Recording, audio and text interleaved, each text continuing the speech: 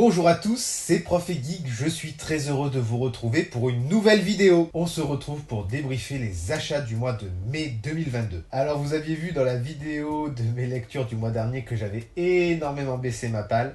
Et bien là je l'ai énormément remonté avec beaucoup d'achats. On commence tout de suite avec Shadowman de Bliss Comics. Ce mois-ci, comme tous les mois, j'ai contribué au financement participatif sur le site Ulule pour Bliss Édition, qui édite l'univers Valiant en France. Donc ce mois-ci, c'était sur la nouvelle série Shadowman, avec, là comme vous pouvez le voir, une couverture exclusive, puisque les couvertures collector sont réservées uniquement au financement participatif. Ce que j'aime bien avec cet éditeur, c'est que en participant à ces financements, on peut prendre des starter packs et avoir plein de petites goodies, de petits cadeaux qui sont offerts avec le financement. J'en ai profité en fait pour prendre tout ce qui est sorti sur Shadowman, avec notamment l'intégrale qui reprend le premier run de Shadowman en France, ainsi que le tome unique qui était sorti il y a quelques années maintenant. C'était également l'occasion d'avoir un petit print qui est quand même assez sympathique, hein, il faut dire. Les prints chez Bliss sont toujours très très cool. Le petit marque-page Shadowman, j'adore vraiment l'image qu'il y a ici avec Jack Boniface en Shadowman qui retire en fait son masque d'être humain. Voilà, le Loa a pris le dessus. Voilà, c'est la dualité des deux entités qui vivent dans un seul et même corps. Et le petit Magnette qui fait toujours plaisir, qui va aller sur le frigo pour rejoindre ses copains de chez Bliss. Shadowman, c'est un des personnages principaux de l'univers Valiant. J'avais vraiment envie de découvrir ce personnage qui mélange la magie vaudou, qui passe entre le monde des vivants et le monde des morts. Ça a l'air vraiment top. Je vous rappelle que sur le site de Bliss, vous pouvez feuilleter, je crois, 1000 pages de différents comics gratuitement pour vous donner l'eau à la bouche et vous dire, si vous voulez tenter, c'est l'occasion. Il y a plein d'univers différents, donc là, ça va être du mysticisme, mais vous avez du super-héros, vous avez de l'humour, vous avez plein de choses. Moi, j'ai lu mon premier comics Valiant, je vous en parle bientôt, et je me suis régalé, donc je pense que je vais continuer dans cet univers. Bliss vient d'annoncer que, avec les restrictions qu'il y a sur le papier, leur prix allait monter, que les financements participatifs seraient maintenant, on va dire, quasiment exclusifs, c'est-à-dire qu'il va y avoir 1000 livres des prochains tomes qui vont sortir, et il n'y aura pas de réédition. Donc si vous en voulez, c'est maintenant, ou alors trouver des occasions, ou espérer au petit bonheur la chance d'avoir dans votre librairie des numéros qui traînent. Ça peut être toujours sympa. Chose qui est pas mal, c'est que tout ce qui est sorti avant les prochains numéros, le prix ne va pas augmenter, parce que le prix est marqué au dos et donc ils ne changeront pas. Par contre, les nouveaux prix vont augmenter avec la crise du papier. Malheureusement, ils sont obligés d'y passer. Ils nous l'ont annoncé très honnêtement, ils sont vraiment super sympas. Donc moi j'encourage Bliss, je vous encourage à découvrir l'univers Valiant. Foncez. On passe chez Vestron, oui, parce qu'il faut dire Vestron et pas Vestron. Donc j'ai enfin pu avoir 2 tomes que j'ai commandés. Ça a pris 1 mois à ma librairie pour que les tomes arrivent chez eux, c'est-à-dire Power Ranger, Ranger Slayer, Dracon New Dawn, ainsi que The Crow Curar. J'ai également pris Power Ranger Unlimited, le tome 1, ainsi que les Tortues Ninja, Soul Winter. Allez, débrief très rapide. Les Power Rangers, j'attendais énormément le titre sur le Ranger Slayer, voilà, le Ranger rose d'un univers parallèle qui est assujetti au Seigneur Dracon et qui chasse les Rangers gentils, donc ça a l'air vraiment très cool. Il y a le tome 1 de Power Ranger Unlimited qui est sorti, donc qui se lit en parallèle de Mighty Morphin. Dans ce tome-là, le Mighty Morphin, on avait vu qu'il y avait quelques passages où il manquait des trucs, et c'était forcément dans ce tome-là qu'on va découvrir le petit épisode qui manque, qui va faire le lien. C'est une série qui se lit en parallèle. C'est un choix éditorial qui peut être intéressant. De toute façon, je prendrai toute la série. Pour The Crow, c'est un tome dessiné par un Français, donc c'est assez intéressant. Alors, je suis pas très fan du dessin, je vous avoue que je l'ai un peu feuilleté et c'est pas ma came, mais si l'histoire est bien, pourquoi pas. Et les Tortues Ninja, une histoire à part, qui a été d'ailleurs débriefée par mon poteau Nico de chez Puppet Comics. Hein, je vous mets le lien si vous voulez aller voir. Je ne l'ai pas encore lu, ça va être une des lectures qui arrivera très très bientôt. Vestron peut sortir quelques titres tortus assez indépendants, assez particuliers. Il y a eu par exemple Lovecraft Infestation dont je vous ai parlé dans une des précédentes vidéos, et il y a eu Body Count qui est très très dispensable, mais qui a, je ne sais pas pourquoi, une aura très particulière. Bon, bref, je ne vais pas m'étendre dessus.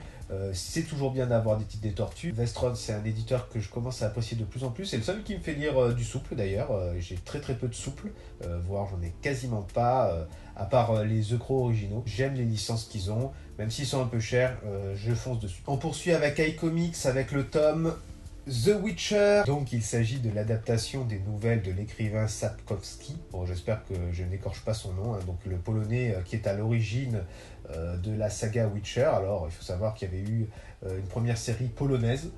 Il y a celle sur Netflix, il y a eu plein de jeux vidéo. Alors Urban a la partie adaptation sur les jeux vidéo, là c'est l'adaptation sur les nouvelles. C'est un tome qui est très très fin, hein, comme vous pouvez le voir. Il est normalement à 13 €, mais il y a une offre de lancement à 10 € pendant encore quelques temps. Je vous conseille d'y aller. Graphiquement, c'est très très bien. Alors, il faut aussi que je vous dise qu'il y a une édition un peu plus grande qui est en noir et blanc. C'est la première fois que iComics décide de dépareiller comme ça et de proposer ce genre de choses. Alors, moi, je suis pas trop noir et blanc pour les comics, donc je ne l'ai pas pris. J'ai juste pris celui en couleur. D'ailleurs, je ne trouvais que celui en couleur. Le noir et blanc s'est arraché. Le noir et blanc est quand même un peu plus cher, mais voilà, pour ceux qui aiment ce genre de format ou avoir vraiment le crayonné de l'artiste et l'ancrage de l'artiste, voilà, c'est bien. C'est bien de proposer les deux. Voilà, chacun fait son choix. Moi, je reste sur la couleur. Alors apparemment, c'est un peu un remix de La Belle et la Bête. Je vais découvrir ça. C'est pas très épais. Je pense que je vais le lire assez rapidement. On passe chez Urban avec Crossover, le tome 1, qui lui aussi bénéficie d'une offre de lancement. Tous les Urban Indies sont lancés dorénavant à 10 € pour une période qui est limitée. Donc je vous conseille d'y aller. Alors celui-ci, je l'ai gagné en fait dans un concours sur Instagram par les Comics 2D. Donc je le remercie de me l'avoir envoyé. Je suis très impatient de découvrir un petit peu ce que nous prépare Donny Cates, donc celui qui a fait Venom, si je ne dis pas de bêtises, chez Marvel. Vous m'excusez, mais moi l'univers Marvel c'est pas trop mon truc. Donc je suis pas toujours au courant des noms exacts et de qui a fait quelle série. Il paraît que c'est très très bien, donc j'avais pas forcément prévu de le prendre, mais ça va être l'occasion de le lire et de découvrir si c'est bien, en tout cas, et si ça me plaît. Toujours chez Urban, j'ai pris également Batman Terre 1, le tome 3. Voilà, c'est le dernier tome de la série sur Batman Terre 1 qui a mis énormément de temps à sortir. Bon, alors je vous passe l'épisode Covid, mais je crois que le premier tome était sorti il y a 9 ans. C'est dingue de se dire que 9 ans plus tard, la saga se complète. Ce qui est bien pour les fans, ils ont pu profiter et avoir enfin la fin. Je vais pouvoir enfin me lancer dans la saga Terre 1. Alors il y en a eu aussi sur Superman, sur Wonder Woman, sur Green Lantern également. Alors je les ai tous, j'en ai lu aucun pour le moment. Il va falloir que je m'y mette, il paraît que c'est assez cool. C'est l'occasion de revenir sur les origin story de chaque personnage. Alors elles sont changeantes en fonction des persos. Il paraît que celui sur Green Lantern, c'est pas du tout la même. Pourquoi pas tenter. C'est bien aussi de temps en temps dépoussiérer un peu certains trucs et de se permettre quelques libertés, puisqu'en plus avec les terres parallèles, tout est possible, hein. Donc j'en ai entendu énormément de bien. Tout le monde pense que voilà, c'est une super saga.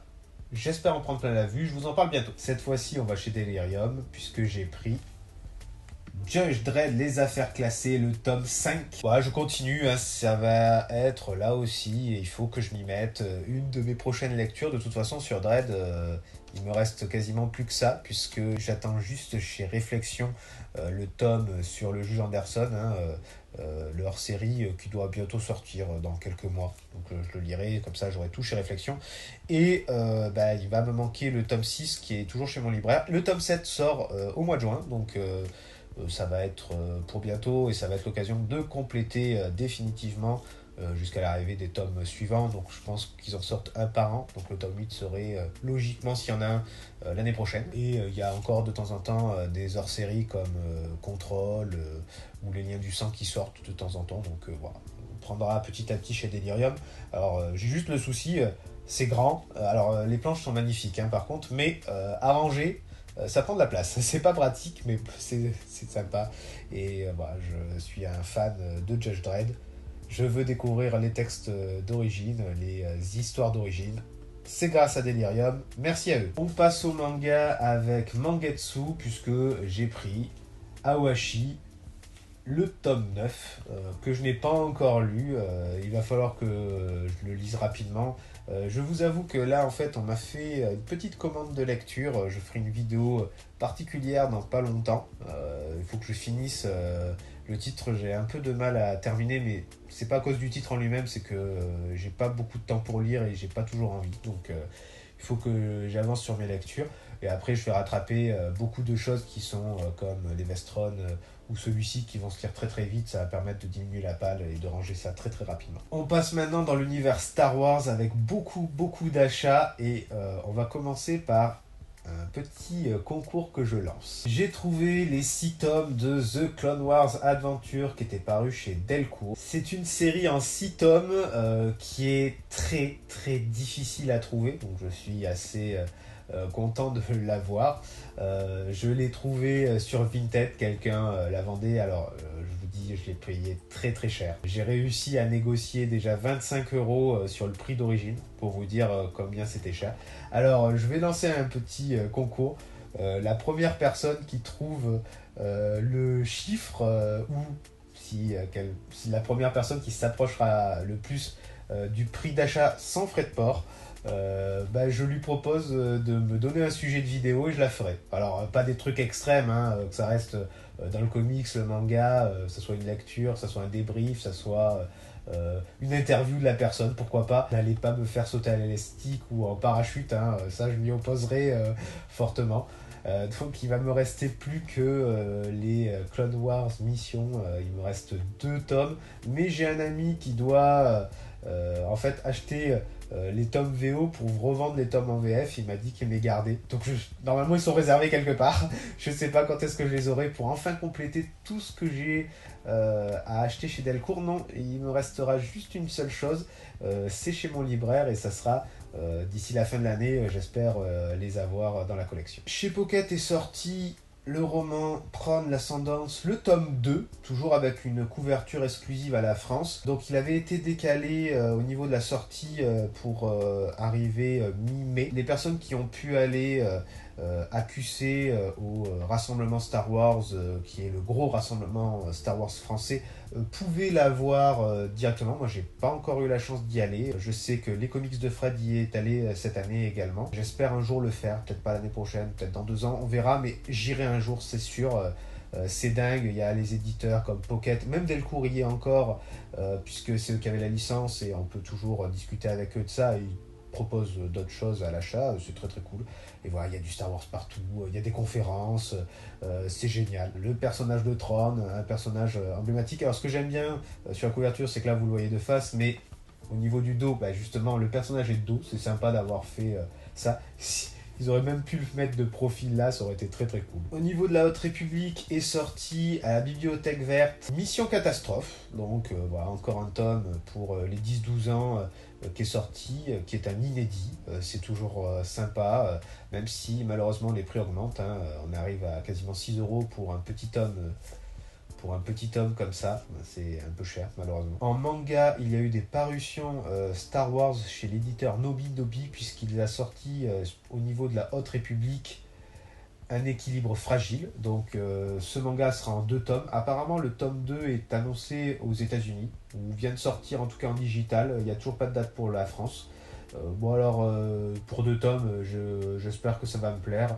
Il y a un petit côté japonisant là. La jaquette du tome 2 est plus classique, avec un padawan qui ressemble un petit peu à Anakin dans ses jeunes années. Avec une arme classique. Là, on voit les sabres qui ressemblent plutôt à des katanas un petit peu, donc c'est assez cool. On va voir ce que ça donne.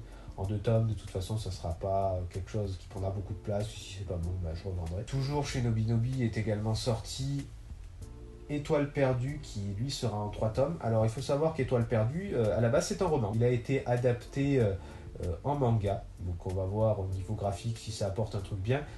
Alors le roman je ne l'ai toujours pas lu puisque c'est du canon officiel et comme vous le savez je suis dans le côté légende. Et en fait c'est une histoire d'amour qui se passe à la base au niveau de deux jeunes. Et le problème c'est qu'ils vont prendre des chemins différents, un du côté de l'Alliance, un du côté de l'Empire. Et on va voir ce qui se passe et si leur amour peut survivre à tout ça.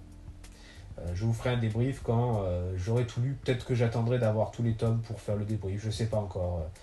On verra. C'est pour l'instant pas ma priorité à lire, je vous avoue. La vidéo touche à sa fin. J'espère qu'elle vous aura plu. N'hésitez pas à me mettre en lien dans la description le montant pour les petits comics Star Wars que j'ai pu vous présenter. Je rappelle, celui qui trouve le bon montant ou celui qui s'approchera le plus pourra me proposer une vidéo particulière. Je vois venir, achète un Marvel et lis-le.